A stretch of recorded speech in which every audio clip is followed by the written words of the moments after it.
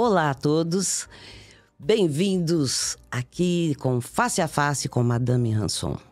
Hoje nós vamos voltar a falar de licitações, tá? Sobre a nova lei. E o nosso convidado de hoje é o doutor Cecílio Moreira Pires. Vocês viram que dessa vez eu não errei, hein? Porque eu tô aqui na minha colinha. O doutor Cecílio, ele é advogado, consultor jurídico em São Paulo, doutor e mestre em Direito do Estado pela Pontifícia Universidade Católica de São Paulo, a PUC, graduado pela Universidade Presbiteriana Mackenzie, professor de Direito Administrativo, chefe do Núcleo Temático de Direito Público e coordenador do curso de especialização Lato Sensu. Direito Administrativo e Administração Pública, todos da Faculdade de Direito da Universidade Presbiteriana Mackenzie, UPM. Tendo no decorrer de sua carreira exercido cargos na administração pública do município do estado de São Paulo e na União, em um organismo internacional, BIRD. Doutor Cecílio, muito obrigada por o senhor aceitar o nosso convite. O doutor, hoje, eu o convidei, ele escreveu este livro. Olha aqui, 1 quilo, gente. 1 quilo. Comentário à nova lei de licitações públicas e contratos administrativos. Doutor, muito obrigada. É um prazer estar com o senhor aqui para as perguntinhas e esclarecer ao público. O senhor fique à vontade, estamos em casa. Então, Ana, quem tem que agradecer sou eu. Eu agradeço a oportunidade de estar no seu programa, de poder falar sobre um tema tão relevante como é a nova lei de licitações e contratos administrativos.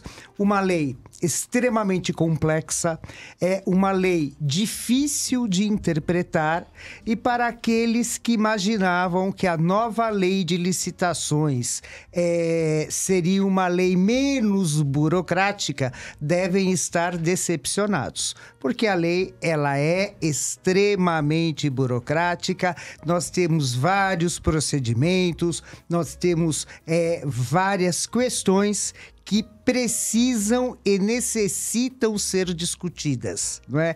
Haja vista a relevância do tema. Nossa! Primeiramente, doutor, quanto tempo o senhor levou para fazer esse livro aqui? Bom, o livro Comentários à Lei de Licitações Públicas e Contratos Administrativos, ele foi escrito por mim em coautoria com o professor Anielo Parziali.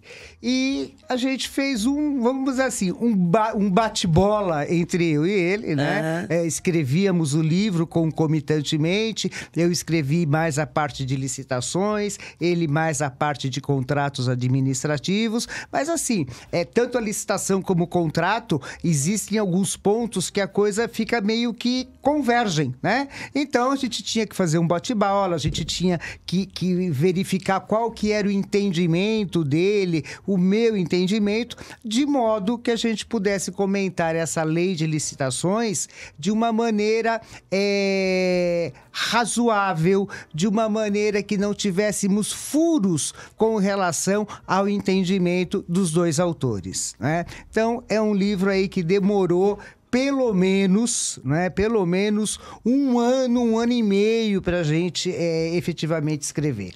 E quando a lei saiu, nós tínhamos muitas coisas já escritas, e daí retomamos, sentamos à frente do computador, deixamos um pouco o escritório de lado, de modo a poder escrever essa obra. Que maravilha. Foi uma obra de fôlego, é uma obra realmente que havia momentos que eu falava assim, acho que eu não vou conseguir, mas ao final das contas, tudo deu certo, graças a Deus. Que ótimo, que ótimo. Vai ajudar muitas pessoas, muitos, para compreender, né, esse novo marco. E vamos começar aqui, doutor. Anteriormente, né, eu já o conheço, doutor, vários cursos. Já organizei também cursos para o doutor Cecílio, hein, gente? Verdade. Muitos cursos. Muitos cursos, e vamos estar de volta. No nosso programa anterior, nós tivemos um dos nossos colegas aqui. Professor Marciolino. Exatamente. Hoje nós vamos nos aprofundar mais, principalmente na parte de comentários aqui, né? Referente ao seu livro. Talvez eu possa ser um pouco repetitiva, mas... Não tem problema. A gente vai aí se aprofundando ou falando aí das coisas conforme você for expondo, a gente vai falando. O senhor sabe que eu sou leiga, né? O senhor sabe, repetindo, não fiz direito, procuro fazer direitinho. Então vamos todos aprender, tá? Doutor, quais as novidades trazidas na nova lei de licitações e contratos administrativos? Bom, são inúmeras as novidades. Então, a exemplo, logo de cara, nós temos uma gama de princípios que não existiam na lei anterior, não é? Os princípios aplicáveis à administração pública, que são aqueles princípios constitucionais que a lei anterior já previa: legalidade, impessoalidade, moralidade, publicidade e eficiência.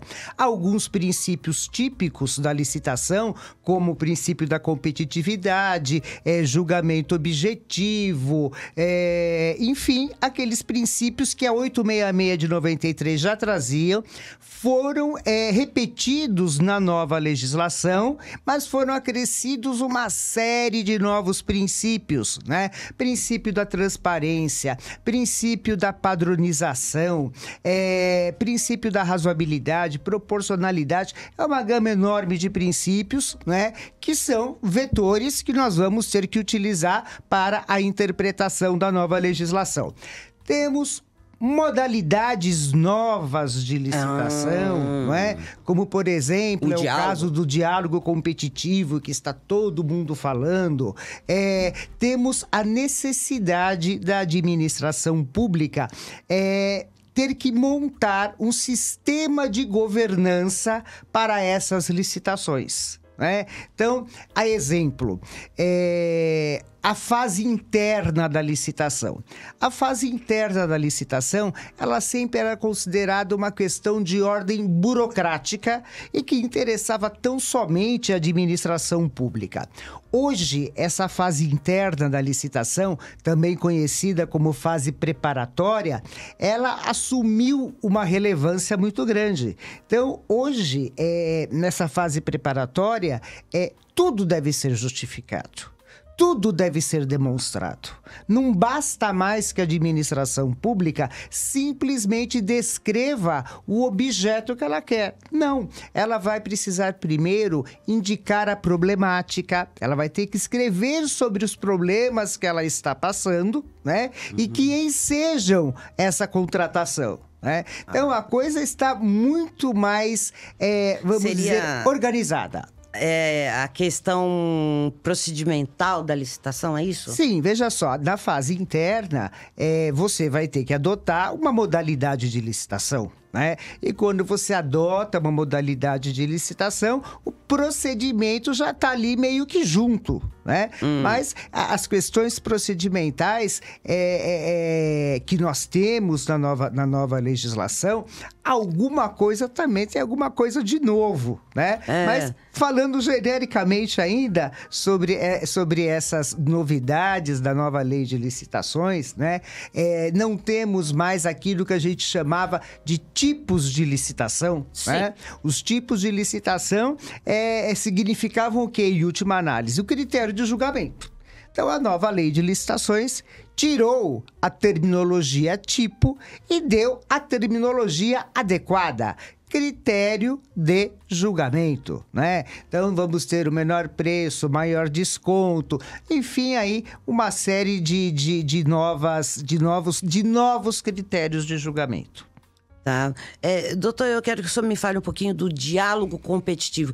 De onde surgiu o diálogo competitivo? Então vamos lá, né? Então a nova lei de licitações, e isso o professor Marciolino já deve ter falado. Mas vamos a nova lei de licitações, ela traz como modalidades de licitação a concorrência, o pregão, o concurso, o leilão e o diálogo competitivo. Aquelas modalidades de licitação denominadas tomadas de preço e convite, com a nova legislação, elas estão extintas, né? Não temos mais tomada de preço, não temos mais convite. O que nós temos é concorrência, pregão, leilão, diálogo competitivo. E no que diz respeito ao diálogo competitivo, que foi o alvo da sua pergunta, né? Acho que vale a pena a gente tecer alguns comentários um pouquinho mais aí profundos, né? Então vamos imaginar o seguinte, vamos imaginar que a administração pública tenha um problema e ela não consegue solver esse problema sozinha. Na realidade, ela precisa da iniciativa privada, né? Ela precisa de técnicos da iniciativa privada, por exemplo, né, na contratação de uma inovação tecnológica, né? Então, é um problema que a administração pública tem, não sabe resolver e precisa da ajuda da iniciativa privada. Nasceu daí a necessidade de se fazer uma licitação pela modalidade diálogo competitivo. Então, vamos publicar um edital e aquelas empresas que se interessarem vão participar da licitação apresentando a sua solução ou soluções para aquilo que a administração pública deseja. Só que veja só, isso será fruto de um diálogo e o próprio nome está dizendo isso. Então, administração e licitantes vão dialogar, vão conversar em cima daquilo que foi apresentado, até que a administração pública chegue, por exemplo, vamos supor que nós tínhamos 10 empresas participando. Dessas 10 empresas partícipes do diálogo competitivo, apenas 5 foram consideradas boas soluções. As outras 5 não. Então, essas 5 estarão desclassificadas. E essas 5 que continuam na licitação porque apresentaram uma solução adequada, posteriormente a isso, a administração vai determinar que elas apresentem uma proposta de preços. E só aquelas 5 empresas que foram consideradas aptas a solução implementada, a solução ofertada pela administração pública, serão essas que poderão ofertar preços, né? De modo que a administração possa contratar. E também existe a possibilidade de se fazer um diálogo competitivo e chegar ao final não contratar ninguém, porque nenhuma das soluções apresentadas atenderam aquilo que a administração pública precisava. Uma pergunta. Desculpa, já interrompi, não, né? Por favor. O sigilo do orçamento da administração pública. Qual a sua opinião a respeito? Aninha, só quero fazer mais uma última observação aí com relação ao diálogo competitivo, né? Claro, que tudo isso que eu falei para vocês, para você no caso, ela deve estar determinada no edital de maneira objetiva, ou seja, né, o edital vai ter que estabelecer critérios para que essas empresas participem da licitação mediante uma competição sadia, sem dirigismos, ou seja, temos que ter lá o nosso edital com critérios o mais objetivo possível, né? Em homenagem ao princípio do julgamento objetivo. Agora, esta questão que você falou, Ana, do sigilo, né? Do sigilo. Eu vou me permitir dar a minha opinião de verdade, que inclusive é aquilo que eu expressei na minha obra, juntamente com o professor Aniello. Né? Por isso exatamente. Então, veja só, qual que é a regra? A regra é a publicidade.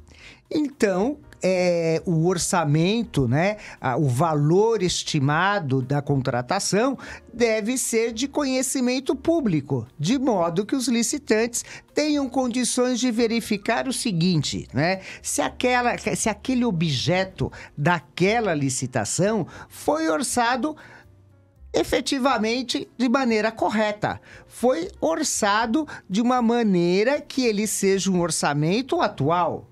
Porque muitas vezes o que acontece? Muitas vezes a administração pública faz um orçamento e aquele orçamento está completamente fora da realidade. Verdade. Na realidade, o valor estimado não chega nem perto do valor da contratação.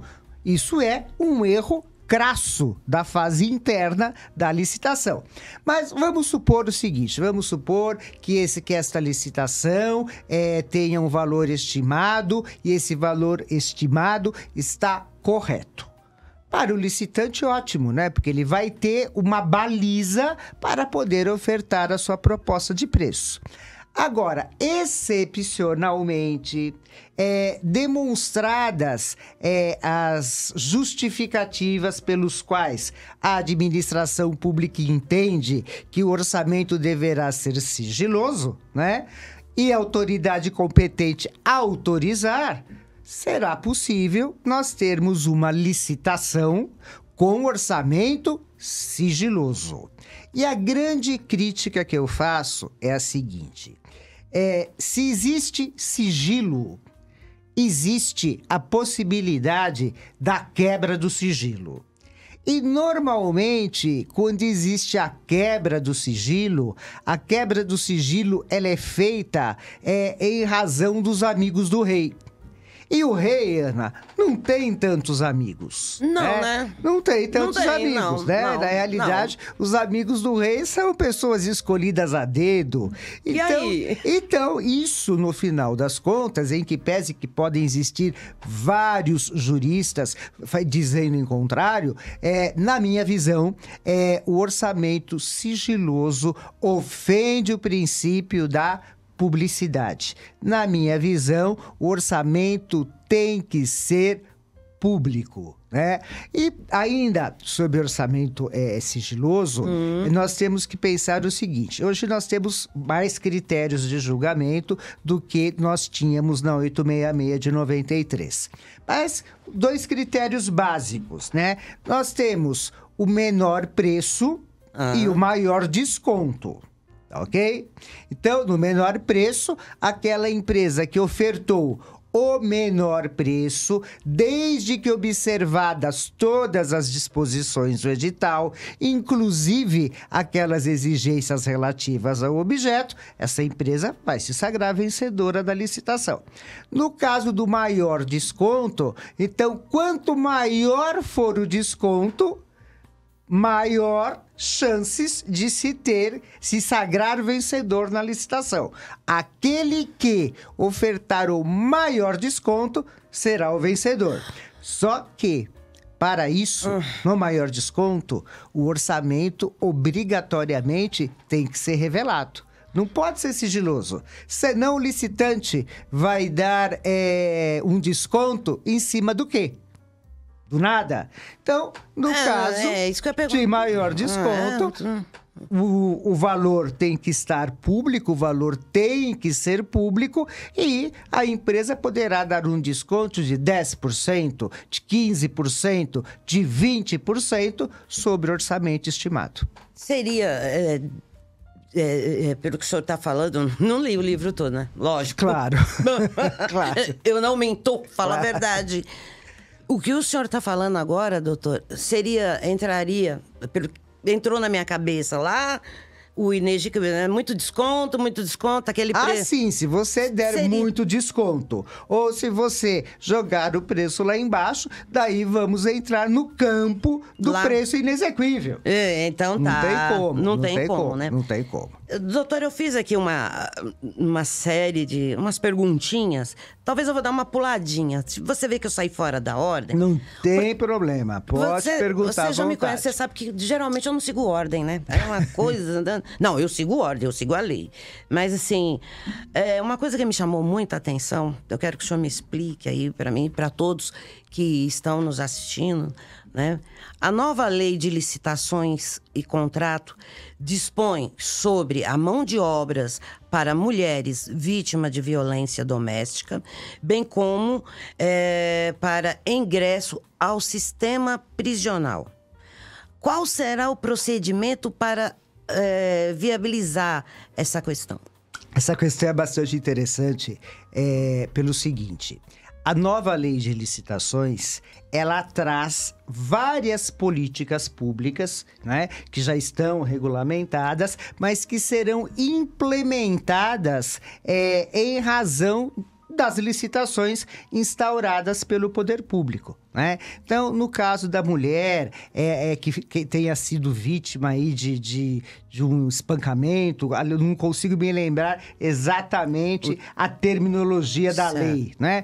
Mas uma mulher que tenha sido vítima de espancamento, ou então o egresso do sistema prisional, se essas duas figuras forem contratadas pela empresa licitante, né? Isso poderá resultar em um benefício para a licitante, né? Então, aí pode ser, neste caso, o benefício aí seria um privilégio para a empresa licitante. E nós, assim como essa disposição, nós temos várias outras disposições de implementação de políticas públicas, né? Muitos estão falando o seguinte, mas será que a implementação de uma política pública é adequada para uma lei de licitações? Veja, é uma discussão que chega a ser inglória, tá? Inglória. Era o seguinte, não me parece que seja o local adequado. Não me parece, tá? Mas, né?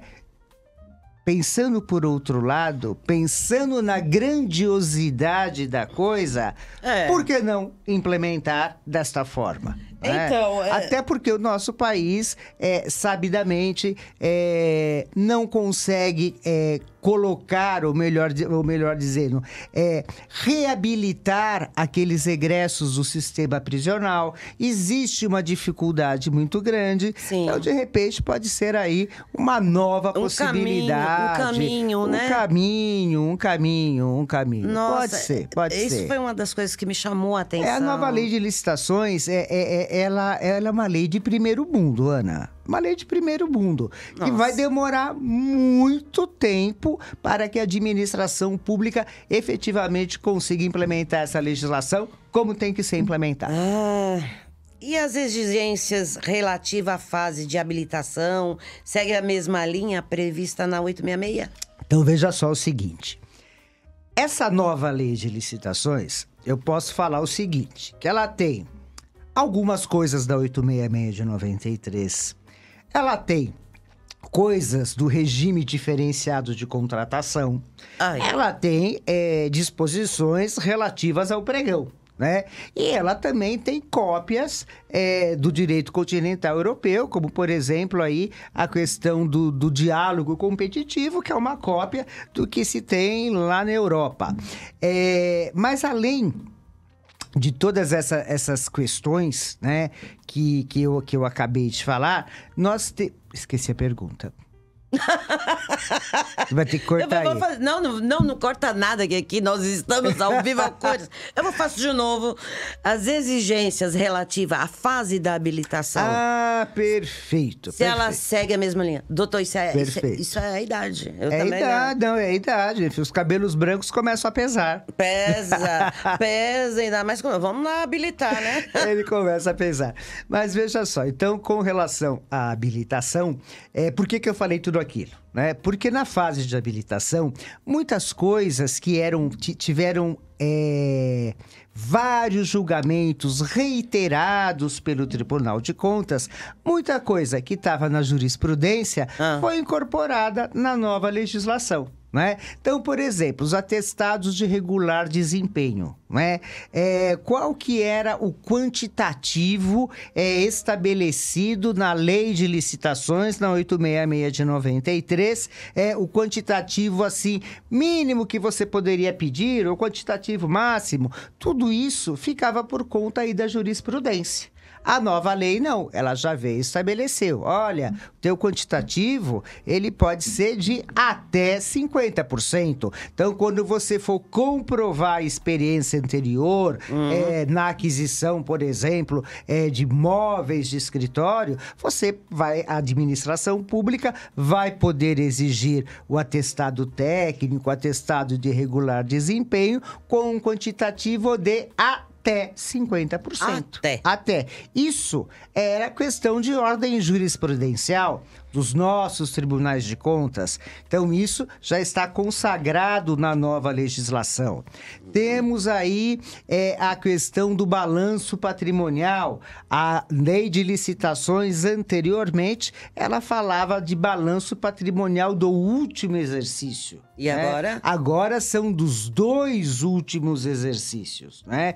E daí, então, a empresa, ela tem que estar realmente, ou melhor, desculpe, ela tem que realmente demonstrar, através desses 2 balanços, a saúde financeira, né? Que é feita mediante aqueles índices, né? Aqueles índices econômico-financeiros que se consagraram. Mas, de qualquer maneira, ao invés de um balanço patrimonial, teremos agora os 2 balanços patrimoniais. Dos 2 últimos exercícios. Tá.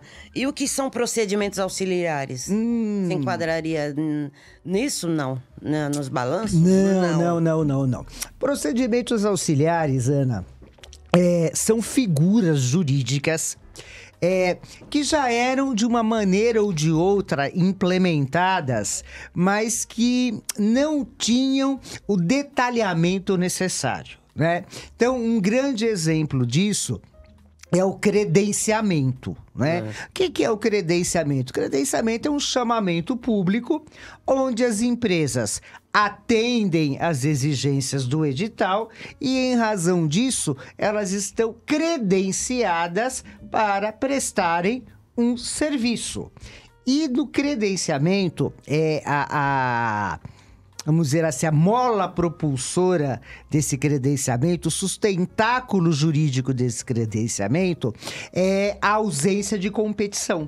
Então, quando tínhamos que fazer um credenciamento sob a égide da 866 de 93, o fundamento era o caput do artigo 25, né? É inexigível a licitação, em especial para, tá? Então, usávamos esse dispositivo, artigo 25, e fazíamos o credenciamento. Agora não.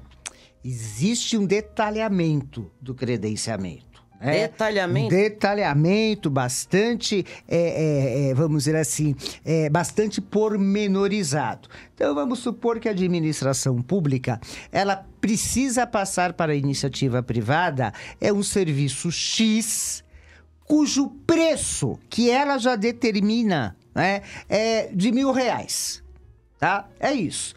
Bom, isso significa o quê? Se o preço é de R$1.000, significa que não tem competição. Por quê? Porque todo mundo é obrigado a ofertar esse preço, R$1.000. Vamos colocar assim, tá ok? Então, aquelas empresas que desejarem se credenciar vão apresentar a documentação prevista no edital e, em razão disso, se a documentação estiver regularmente em ordem, formalmente em ordem, o que vai acontecer? A empresa será credenciada e começará a prestar o serviço, que pode ser para a iniciativa privada, por exemplo. E esse serviço, obrigatoriamente, tem um preço de R$1.000, ou seja, sem a competição. Mas temos o credenciamento, que vamos dizer assim, não é tão novidade, o que é novidade é a regulamentação dele, porque o credenciamento já existia. Nós temos o cadastro de fornecedores, que também assume uma relevância bastante grande. Sim. Nós temos a ata de registro de preços. E, Ana, isso eu preciso comentar. Durante anos, né, a pergunta era o seguinte: o detentor da ata de registro de preços pode dar carona? Eu ia falar isso, carona. Exatamente. O famoso carona, né? Ou seja, ele tinha uma ata de registro de preços, foi firmado com a prefeitura X, mas ele poderia colocar essa ata debaixo do braço, ir para as várias prefeituras e falar: se vocês quiserem comprar este produto, eu tenho uma ata celebrada e eu topo dar carona, né? Mas o que acontecia? aconteceu? Carona foi uma coisa amplamente discutida, notadamente pelos tribunais de contas do Brasil inteiro. Alguns entenderam que era ilegal, porque isso era uma burla às regras da licitação. Outros entenderam que era perfeitamente possível. Agora, essa discussão, ela tende a arrefecer. Por quê? Porque a nova legislação permitiu o carona, né? Então, o carona que ficava numa situação meio complexa, né?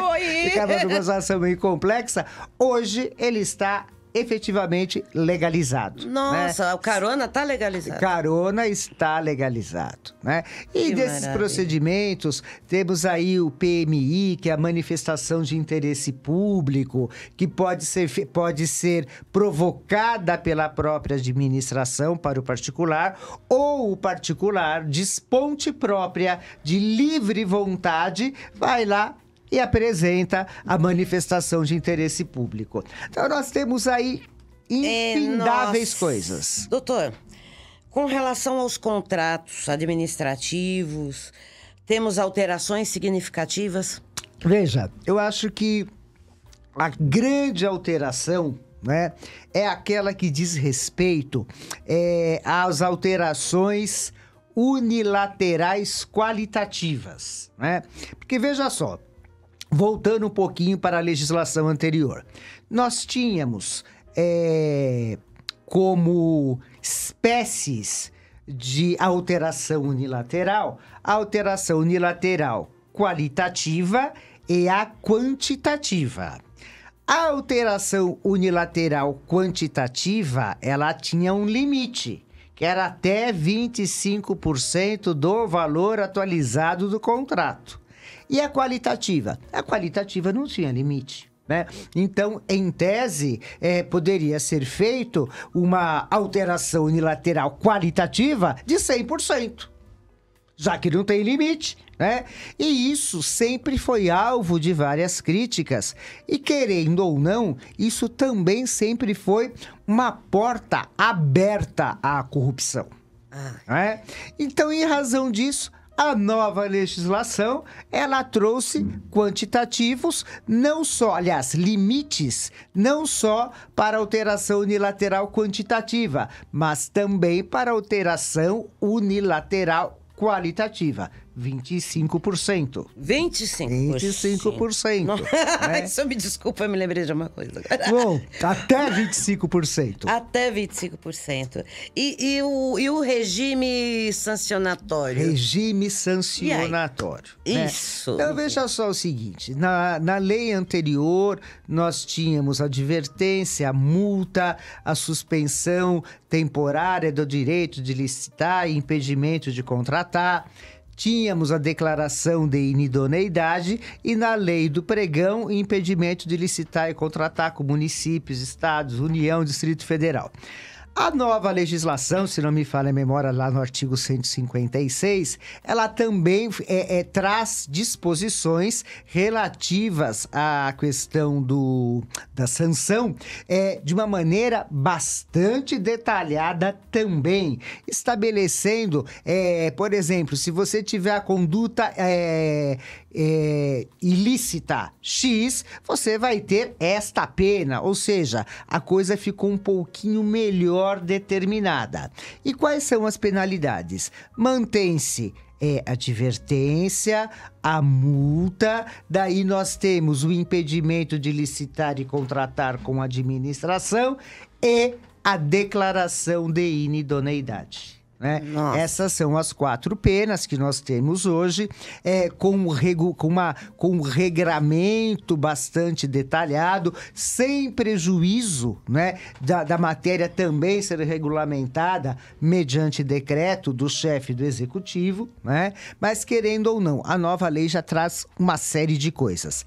O que vale a pena a gente falar? A 866 de 93... quando ela falava quando ela dispõe sobre as penas, o procedimento sancionatório ficava meio que assim no ar, né? Ficava meio que suspenso, né? Agora não, procedimento sancionatório, a obediência ao contraditório e a ampla defesa, tudo isso está bastante detalhado na nova legislação.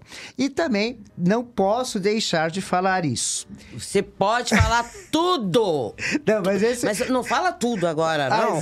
Porque eu vou te chamar mais vezes, vai ter um debate. Nós vamos ter vários papos. Porque a nova legislação é bastante complexa, né? Bastante complexa. Mas, veja só, uma coisa que eu gostaria de falar... Fale o que você quiser. Eu prometo ficar muda. Até porque eu escrevi sobre isso, então eu gostaria de falar. É o único que consegue deixar eu ficar calado é você. Tá bom. Tá bom, então vamos lá, Ana. Então vamos lá. Mas assim, o que acontece hoje nas licitações? Então vamos pensar na seguinte possibilidade. Uma empresa que tenha uma marca muito grande, e daí nós podemos pensar em várias empresas, como a Xerox do Brasil, a Calunga, que são empresas que têm uma marca. Se elas sofrerem uma penalidade restritiva do direito de licitar e contratar, né, como a declaração de inidoneidade, como o impedimento de licitar e contratar, se elas sofrerem uma penalidade dessas, esta pena realmente vai surtir efeito. Por quê? Porque a Calunga, a Xerox ou qualquer outra grande empresa que tenha uma marca, não é? Ela não tem como ela dar um jeitinho. Ela não vai poder licitar. Ponto final. Agora, aquela empresa, a Maria e João Limitada. Para a Maria e João Limitada, a pena restritiva do direito de licitar e contratar, de verdade, não pega nada. Por quê? Porque ela é João e Maria, e daí ela vira Maria e João, com os mesmos sócios, na mesma sede. Ela só abre uma outra empresa, Maria e João. Portanto, a pena restritiva do direito de licitar e contratar para essa empresa não tem grandes significados. A única maneira de você fazer a pena ter a eficácia necessária seria você desconsiderar a personalidade jurídica e chegar na figura do sócio. Então, é o sócio que está penalizado. De modo que a João e Maria não possam usar os mesmos sócios e esses mesmos sócios continuarem licitando com Maria e João. Não dá para fazer isso. Eu vou ter que voltar igual aquele livro, o seu livro, que eu tenho. Por isso que eu estou falando. Personalidade de pessoa jurídica. Exatamente. E aí é onde recai nos sócios. Na figura do sócio. Na figura do sócio. E quando essa minha obra, Desconsideração da Personalidade Jurídica, ela foi a minha tese de doutorado, não é? E eu defendi o quê? Que apesar da nova lei, da lei de licitações, da 866 de 93, não ter a figura da desconsideração, ela poderia ser implementada mediante princípios, né? Mediante os princípios estatuídos na lei de licitações, ou princípios maiores, orientadores do direito administrativo de uma maneira geral, né? Veio a nova lei e agora a minha tese, vamos dizer assim, minha tese foi implementada. Por quê? Parabéns, eu amo tese. Porque a nova lei, ela prevê explicitamente a desconsideração da personalidade jurídica. Então, empresas, o recado é o seguinte, tá? Pode dar um seu recadinho. Exatamente, não dá mais para algumas práticas. A coisa tem que ser levada muito a sério. Até porque, por exemplo, para grandes obras, né, é exigido o compliance. né? As empresas terão que ter compliance. E se para as grandes obras tem que ter compliance, as outras empresas que não existe uma exigência, vamos dizer assim, explícita, nada óbvio é que elas façam compliance. Até porque, se elas forem penalizadas, o compliance ele pode ser utilizado para diminuir o prazo da pena, né?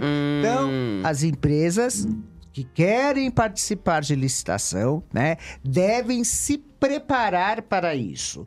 Porque, por hora, né, a 14.133 de 21, ela pode ser utilizada, ainda que ela esteja em vacatio legis, né? Entre aspas, é um vacatio legis meio que, Eu ia perguntar o vacatio legis, mas você já falou, né? Falando, né?